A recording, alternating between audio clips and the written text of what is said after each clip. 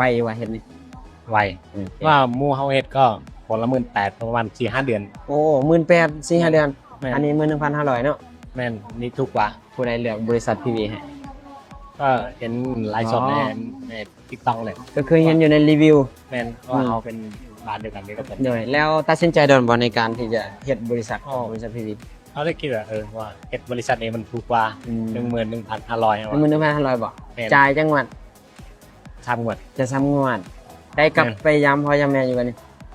ไม่ได้กลับเลย มาไทยจักปีละสั่น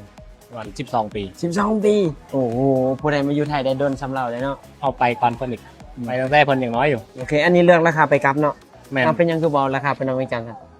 เอาขี้ข้านแบบไปนอนทั้งคืนนะ อืม เนี่ยใครอยากเฮ็ดบัตรมาเฮ็ดบัตรบริษัท PV เด้อ อืม ราคา